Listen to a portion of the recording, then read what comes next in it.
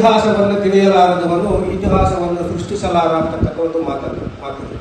ನಾವು ಇತಿಹಾಸ ಸೃಷ್ಟಿ ಮಾಡೋದು ಬೇಡ, ಆದರೆ ನಾವು ಏನಾಗಿದ್ವಿ, ದೇವರಾಜ ಅರಸು ಬರೋದಕ್ಕಿಂತ ಮುಂಚಿತವಾಗಿ ಈ ರಾಜ್ಯದಲ್ಲಿ ಹಿಂದುಳಿದ ವರ್ಗಗಳ ಜನರಿಗೆ ಹಾಸ್ಟೆಲ್ಗಳು ಇರಲಿಲ್ಲ.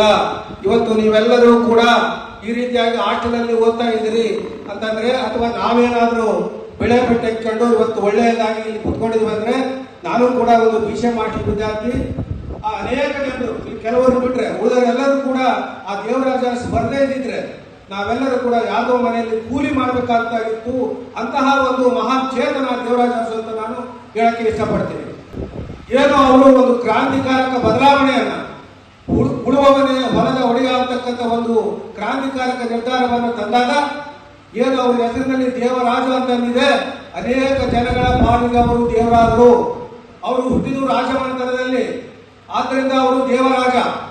ಅಂತಹ ಒಬ್ಬ ದೇವರಾಜ ಅರಸರು ಸರ್ವರಿಗೆ ಸಮಪಾಲು ಮತ್ತು ಸರ್ವರಿಗೆ ಸಮಬಾಳು ಅಂತಕ್ಕಂಥ ರೀತಿಯಲ್ಲಿ ಕಾನೂನನ್ನ ಜಾರಿ ಮಾಡಿ ಎಲ್ಲರಿಗೂ ಕೂಡ ಇದರಲ್ಲಿ ಅಧಿಕಾರ ಇದೆ ಅಂತಂದು ಹೇಳಿ, ಹಿಂದುಳಿದ ವರ್ಗದವರಿಗೆ, ದಲಿತರಿಗೆ, ಅಲ್ಪಸಂಖ್ಯಾತರಿಗೆ ಎಲ್ಲರಿಗೂ ಕೂಡ ಈ ಸಮಾಜದಲ್ಲಿರ್ತಕ್ಕಂಥ ಆಸ್ತಿ, ಅವಕಾಶಗಳು, ಉದ್ಯೋಗಗಳು ಎಲ್ಲವೂ ಕೂಡ ಅವರಿಗೂ ಕೂಡ ಸಿಕ್ಕಾಗ ಮಾತ್ರ ಈ ಒಂದು ರಾಜ್ಯ ಆಗಲಿ ದೇಶ ಆಗಲಿ ಸಂಪದ್ಭರಿತವಾಗಿ ಇರೋಕ್ಕೆ ಸಾಧ್ಯ ಅಂತಕ್ಕಂಥ ಒಂದು ವಿಷಯವನ್ನ ಮನಗಂಡು ನಿಸ್ವಾರ್ಥ ಸೇವೆಯನ್ನ ಈ ರಾಜ್ಯಕ್ಕೆ ಅವರು ಸಲ್ಲಿಸಿದರು. ಅವರು ಸಲ್ಲಿಸಿದ ಪರಿಣಾಮವಾಗಿ ಇವತ್ತು ಇಡೀ ಕರ್ನಾಟಕ ಏನು ಅನೇಕ ವಿಚಾರಗಳಲ್ಲಿ ಮುಂದಿದೆ. ಅಂದ್ರೆ ಈ ಎಲ್ಲಾದ್ರೂ ಅಸಮಾನತೆ ಹೆಚ್ಚಾದಾಗ ನಕ್ಸಲರು ಮತ್ತು ಇನ್ನಿತರ ದರೋಡೆಕೋರರು ಈ ರೀತಿಯ ಒಂದು ವಿಷಯಗಳು ಹೆಚ್ಚು ಬರ್ತವೆ. ಮತ್ತು ಕರ್ನಾಟಕ ನಕ್ಸಲ್ ಮುಕ್ತ ಆಗಿದೆ.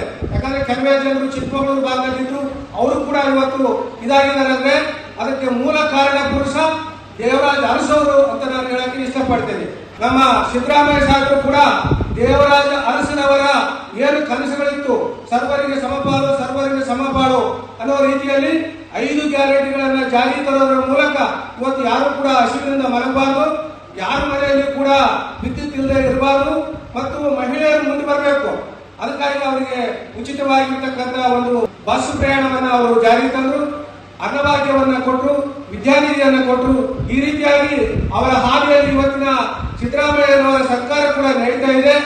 ಅದೇ ರೀತಿಯಾಗಿ ಇವತ್ತು ಮತ್ತೊಂದು ಸಂತೋಷದ ದಿವಸ ಏನಂತಂದ್ರೆ, ಏನು ನಮ್ಮ SC ಸಮುದಾಯದ ಬಹುದಿನಗಳ ಬೇಡಿಕೆಯಾಗಿರ್ತಕ್ಕಂಥ ಒಳ ಮೀಸಲಾತಿಯನ್ನು ಜಾರಿ ತಂದು ಸರ್ವರಿಗೆ ಸಮಪಾಲು ಸರ್ವರಿಗೆ ಸಮಬಾಳು ಮಾಡಬೇಕು ಅಂತಕ್ಕಂಥ ಒಂದು 30-40 ವರ್ಷದ ಕನಸನ್ನ ನಮ್ಮ ದಿಟ್ಟ ಮುಖ್ಯಮಂತ್ರಿಗಳಾಗಿರ್ತಕ್ಕಂಥ ಸಿದ್ದರಾಮಯ್ಯ ಸಾಹೇಬರು ನಿನ್ನೆ ರಾತ್ರಿ ಅದನ್ನ ಸಚಿವ ಸಂಪುಟದಲ್ಲಿ ಅನುಮೋದನೆಯನ್ನು ಕೊಟ್ಟಿದ್ದಾರೆ.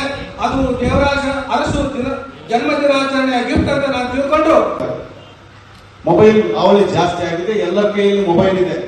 ಕುರಿ ಕಾಯ್ತಕ್ಕಂಥವ್ರು ಮೊಬೈಲ್ ಇಟ್ಕೊಂಡಿದ್ದಾನೆ, ದನ ಕಾಯ್ತಕ್ಕಂಥವ್ರು ಮೊಬೈಲ್ ಇಟ್ಕೊಂಡಿದ್ದಾನೆ, ಅಮಾಲಿ ಮಾಡ್ತಕ್ಕಂಥವ್ರ ಹತ್ರ ಮೊಬೈಲ್ ಇದೆ, ನಿಮ್ಮ ಹತ್ರ ಮೊಬೈಲ್ ಇದೆ, ನಮ್ಮ ಹತ್ರ ಮೊಬೈಲ್ ಇದೆ.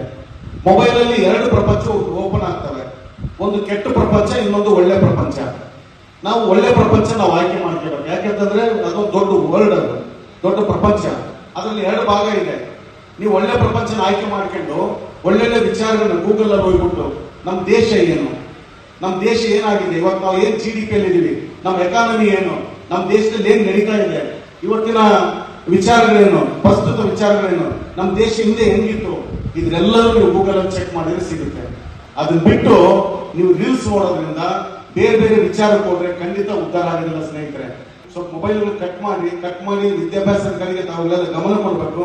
ವಿಶೇಷವಾಗಿ ಎಲ್ಲರ ಹತ್ರ ನನ್ನ ಮನವಿ ಇದೆ, ನಾನು 10 ಗಂಟೆ ಮೇಲೆ ನಾನು ಮೊಬೈಲ್ ನೋಡೋದಿಲ್ಲ, ವಾಟ್ಸಪ್ ಫೇಸ್ಬುಕ್ ನೋಡೋದೇ ಇಲ್ಲ. ನಾನು ಯಾರಾದ್ರೂ ಹೇಳಿದ್ರೆ ವಾಟ್ಸಪ್ ಅಲ್ಲಿ ಹಾಕಿ ನೋಡೋದ್ರೆ ನೋಡ್ತೀನಿ, ಇಲ್ಲಾಂದ್ರೆ ನೋಡೋದೇ ಇಲ್ಲ. ನಾನು ವೈಯಕ್ತಿಕವಾಗಿ ನಾನು ಹೆಂಗೆ ಬೆಳೆಸ್ಕೊಂಡಿದ್ದೀನಿ, 10 ಗಂಟೆ ಆಗಿದ ತಕ್ಷಣ ನೆಟ್ ಎಲ್ಲ ಆಫ್ ಮಾಡಿ ಬಿಸಿ ಹಾಕ್ತೀನಿ ಮೊಬೈಲ್ನ. ಆಮೇಲೆ ಎಲ್ಲರೂ ನೋಡ್ತಾ ಹಂಗೆ ತಲೆ ತಿರ್ಕೊಂಡು ಮಲಿಕೊಂತಾರೆ.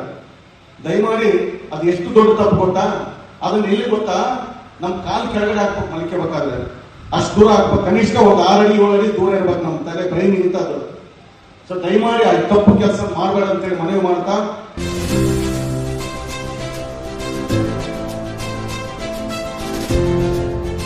ಇದು ಸೂರ್ಯ ನ್ಯೂಸ್ ಕನ್ನಡ.